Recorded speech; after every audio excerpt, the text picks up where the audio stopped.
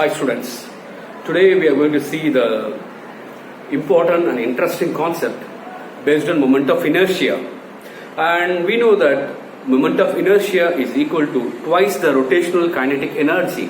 Now we are going to prove that, right? So before I start with, we must know what is meant by moment of inertia.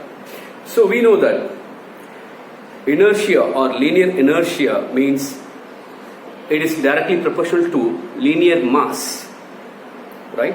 As mass increases, certainly the linear inertia or inertia can also increase. So a heavy body was difficult to move from a place, a rock example. A paper can easily fly off, right? So even for a very, very small amount of force, it can fly off, like that. So when the mass is less, the inertia is also less. So inertia means it is the inability of a body to change by itself its state of rest, or to change by itself its state of uniform motion along a straight line. Then what is meant by moment of inertia? So moment means turning effect. So whenever a body is rotating, it has some mass, and that mass which is due to, or that mass whenever a body is rotating is what we call as the moment of inertia, the mass due to rotational motion. Or it can also be called as the coefficient of linear motion when a body is rotating, right? So we can also say the formula for moment of inertia is equal to I is equal to mass into square of distance. So m r square. This r is also called as radius of gyration. So what is meant by radius of gyration? Here we are going to see that. See, when I take a table fan, for example, simply I am drawing this. If this is the axis of rotation of the fan, and for the whole fan, if this is the center of gravity for the whole fan, then radius of gyration is the perpendicular distance between the axis of rotation and the center of gravity of that particular body. So this is what we call as the radius of gyration. It is the perpendicular distance between the axis of rotation and the center of gravity of that particular body, right?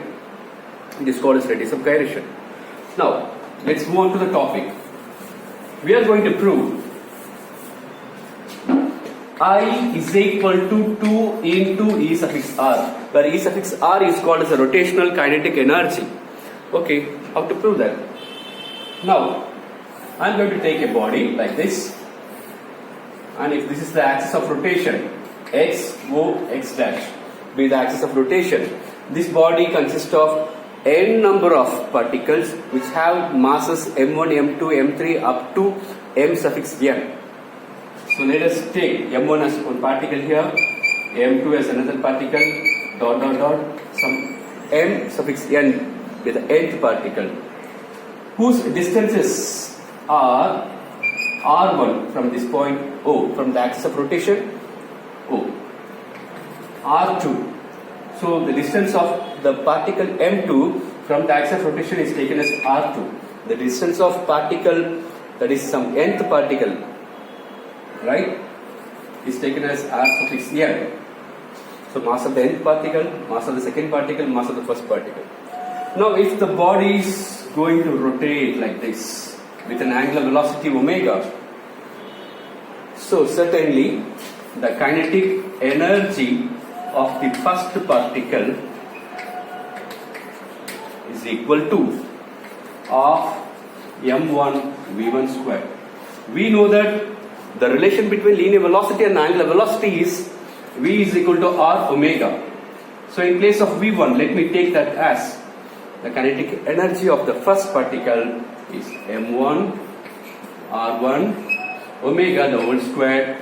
Why I have put omega whole square instead of omega 1? Because for any rotating rigid body, this is considered as a rigid body, right? For any rotating rigid body, the linear velocity of that body will keep on changing. It will never be constant, but the angular velocity of the particular body will be constant always.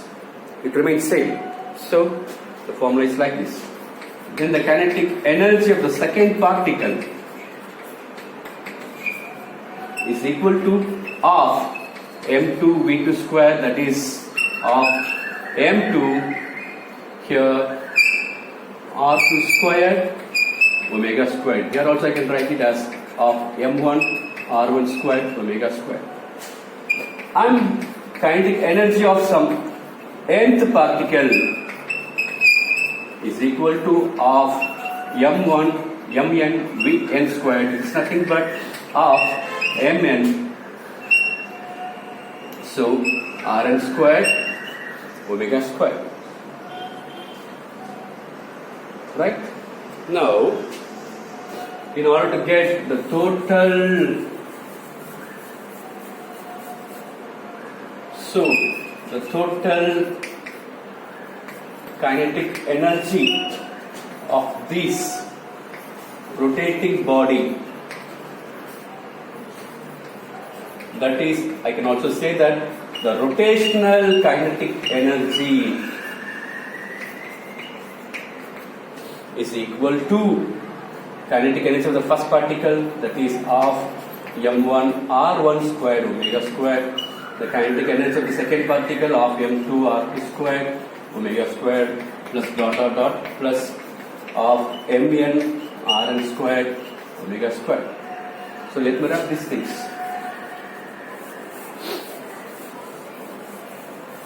When I take of omega squared commonly outside, so the rotational kinetic energy E suffix r is equal to of omega squared, so m1 r1 square plus m2 r2 square plus dot dot dot plus mn rn square. Right? Now I can also write this as summation of mi r squared I equal to 1 to n, where the summation of all the mass into square of distance is equal to nothing but the moment of inertia. The moment of inertia can also be called as the rotational mass, or the mass due to rotation, or mass due to a rotating body. Now of E suffix r is equal to omega squared into I. When omega is equal to 1 rad per second, then E suffix r is equal to of 1 into I, or I is equal to 2 into r. So this is, we have to prove. The moment of inertia is equal to twice the rotational kinetic energy of a rotating rigid body. So in this world nothing is called as a perfect rigid body, even though if the displacement of the particles whenever some external force is acting on a rigid body will be negligibly small, then that body can also be considered as a perfectly rigid body, right? Okay, so I think you must have understood the concepts. Thank you.